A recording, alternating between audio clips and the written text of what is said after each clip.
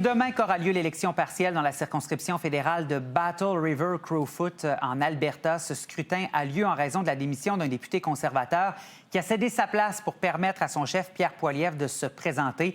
Je vous rappelle qu'il avait perdu son siège dans Carleton ce printemps lors des élections générales. C'est une élection particulière. Il y a 214 candidats qui se présentent. Des mesures spéciales ont été mises en place par Élections Canada. On en parle avec Frédéric Boily, qui est professeur en sciences politiques à l'Université d'Alberta. Bonjour, M. Boily. Bonjour. Alors, quelles sont les implications d'un grand nombre de candidats comme ça? 214, c'est quand même énorme pour un scrutin. C'est énorme et ça a obligé Élections Canada d'ailleurs à changer la façon de voter au sens où les électeurs devront écrire le nom de leur candidat. Ils pourront même faire des fautes d'orthographe pourvu que l'intention soit clairement exprimée pour un ou l'autre candidat.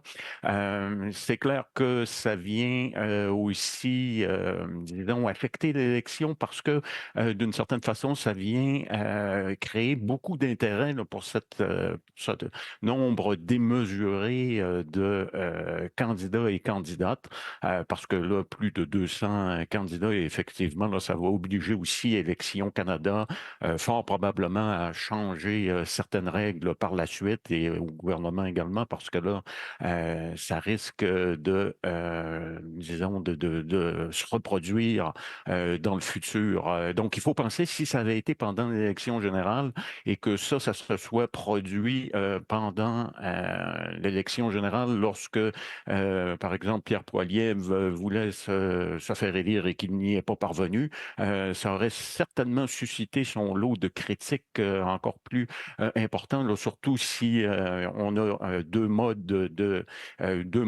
d'exprimer son vote comme électeur, soit l'écrire ou soit faire le fameux X dans la case. Donc, de ce point de vue-là, ça va demander des ajustements de la part d'Élections Canada. M. Poilievre le demande aussi, qu'on encadre un peu ce genre de situation. Mais quel est le défi d'équilibriste de le faire? Parce qu'il ne faut pas brimer non plus le processus démocratique.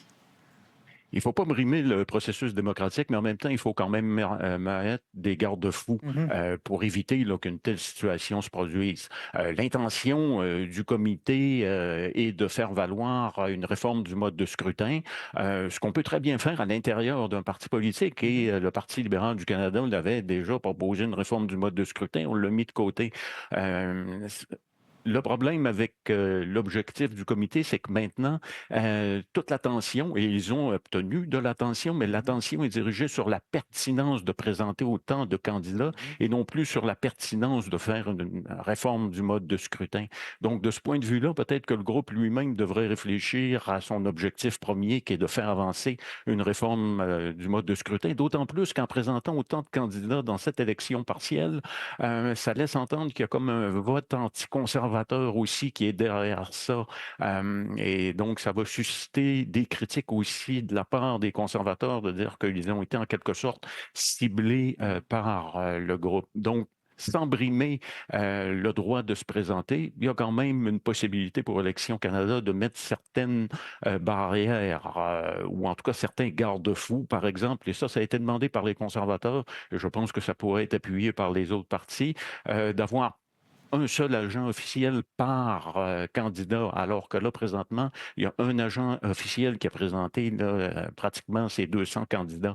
Donc ça serait un moyen peut-être simple pour peut-être éviter d'avoir autant de candidats et peut-être d'augmenter également le nombre de signatures requis. Et ça ne brimerait pas forcément le droit de se présenter ou la possibilité de se présenter, mais ça resserrerait les règles. Et d'ailleurs, il n'y a pas simplement les conservateurs, les autres partis aussi se sont plaints qu'il y ait un trop grand nombre de candidats. Et ça peut désavantager finalement certains partis politiques comme le Parti populaire du Canada qui risque d'être pris dans cette foule de candidats et qu'on passe complètement incognito. Donc, d'où l'idée, je pense, de réfléchir sérieusement à mettre certaines barrières.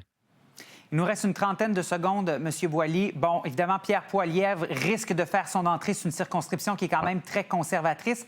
Mais c'est le premier défi, mais il y en a un autre qui s'en vient. Il y a un vote de confiance aussi dans son parti, là. Oui, c'est le premier défi et il doit d'abord bien réussir ce défi. Je pense que ce qu'on va surtout surveiller demain, ça va être le pourcentage de Mhm. voix qui vont être exprimées pour Pierre Poilievre, parce que je pense qu'il n'y a pas grand monde qui met en doute sa victoire. Et là, si le pourcentage était trop faible, peut-être que certains s'en serviraient pour le vote de confiance qui aura lieu en janvier prochain du côté de Calgary, lorsque le parti va se réunir. Donc, c'est dans cette optique-là aussi qu'il faut le voir, parce que Pierre Poilievre va avoir un vote fort demain pour arriver également en confiance pour le prochain vote de confiance. Frédéric Boily, merci beaucoup pour votre temps. Bonne journée à tout le monde. Bonne journée.